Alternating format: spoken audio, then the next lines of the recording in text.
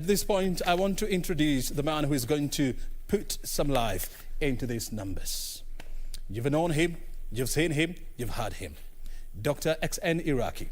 He's a lecturer, he's a business and economics lecturer at the University of Nairobi. He has lived in the United States. He has interrogated their electoral system, and he has done the same for the Kenyan system.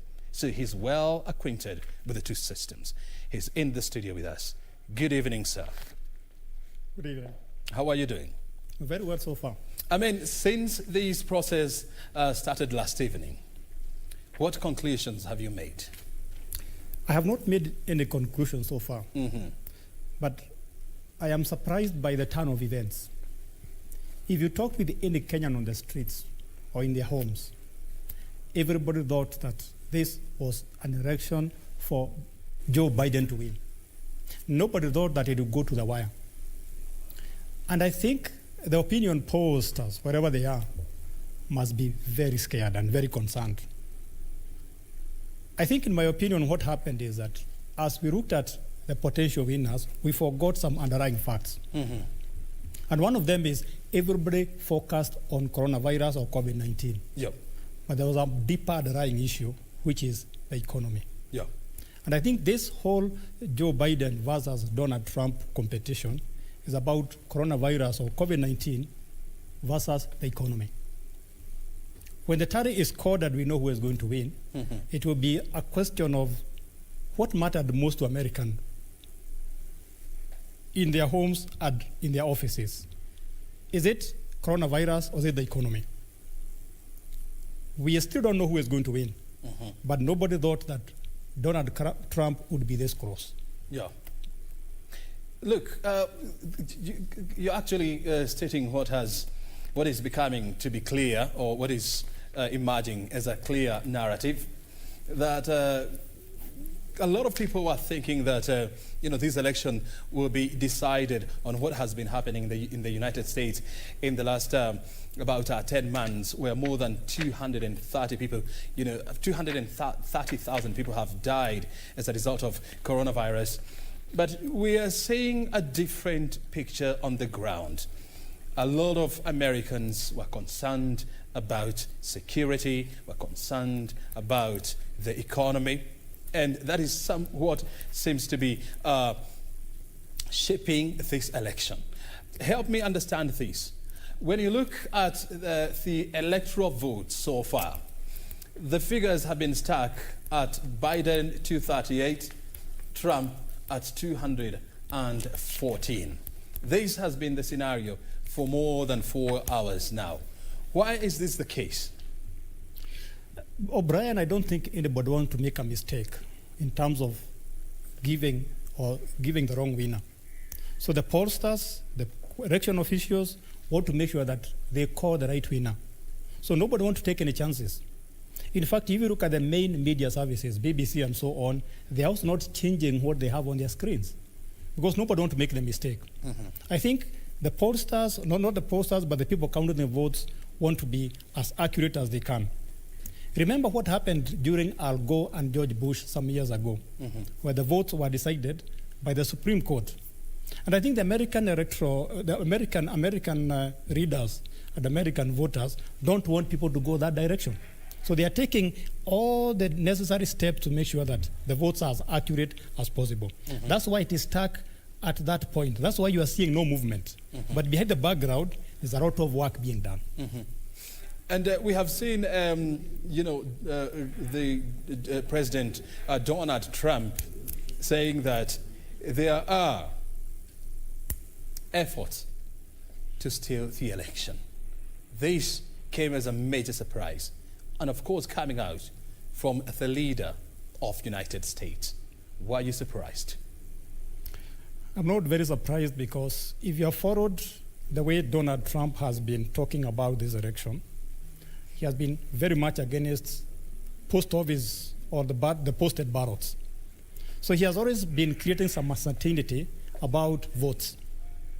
So for him to say what he said is not very surprising. But remember that anybody would be interested in having more 4 years at the White House. So it's a question, or it's a battle of wits between Joe Biden and Donald Trump. So I'm not very surprised about what he said. We hope that at the end of the day, the winner will not be decided at the Supreme Court, but by the American voters. So it's very unfortunate for him to say that when he has no evidence. But if we go to the court, he'll provide evidence, but we hope we're not going to go that way. And, you know, after a lot of analysis, you know, people have come to agree that, you know, even if this election was to head to the Supreme Court, Trump still has an upper hand. Would you help us understand this? I think that's just a speculation. There has been a speculation in the last few months that the reason why Republicans wanted to make sure that they put a new Supreme Court judge after the death of Ginsburg is to make sure that the Supreme Court can decide in favor of Donald Trump. But I want to believe that the U.S. Supreme Court is very objective. Even if the case goes to the Supreme Court, the judges, 9 of them, are going to decide the case based on the merit of the facts and evidence given, not because they were put there by Donald Trump or anybody else. So when you look at so far what we have seen in the United States, I mean, this reminds you of, you know, what this country went through in the year 2007, whereby, 2013, whereby at some point vote counting somehow stopped or appeared to have stopped. And so then when the process started, the numbers started increasing significantly. And that brought about a lot of tension. Would you expect a similar situation in the U.S.? I think the U.S. is a much more mature democracy compared with us. They have gone through other such episodes in the past. They have very robust institutions that can resolve any dispute at whatever level. So although there is some political tension, I don't expect it to become as bad as it was in Kenya in 2013 or 2007. I believe the American institutions will be able to resolve that, and we get a winner as soon as possible. If you look at the stock markets worldwide, they are reacting to the uncertainty of not getting an American president in the time expected. And I think that is going to force the American people, the American readers, to decide on who is going to be the leader. Very good. So that the markets settle and we move on. Very well. We want now to take you to the United States, where our correspondent, in the name of Simon Kirubi, is in the state of Massachusetts. He has been traversing the whole state, trying to get a feel of what is happening and what are the voters saying there. Simon, can you hear me? And I must agree that the weather out there looks absolutely beautiful. First of all, explain to us, what are the people in Massachusetts saying about this election?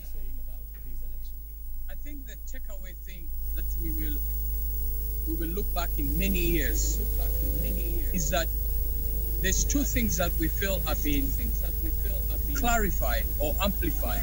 Is that as a democracy, peace is fragile. Something happened towards the end of last week, which was Monday, Sunday. Places like DC were boarding up, something we have never expected. And the reason why we picked up this area for you, Mr. Brian, is we want to show you the normalcy.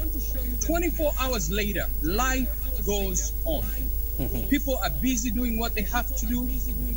We'll know for sure, as much as some of us are lenient towards progressive, and we have seen the efforts that we have put. Yesterday, we were 9,000 people making direct calls to Texas to see if we can turn Texas blue. It's not so much about what party you represent. It's not about what persuasion you're in. It's about the progression that has to come with the next generation. And we were not able to make it there. Look at the places. Ask the professor. Places like the South, for a man of color to participate and be competitive in a place whereby the Democrats spend about $59 million to be able to unseat the current majority leader in Senate. Graham, it never worked out. But one thing we want to do is the takeaways from these elections. a man of color was able to be competitive in a place where he was a slave.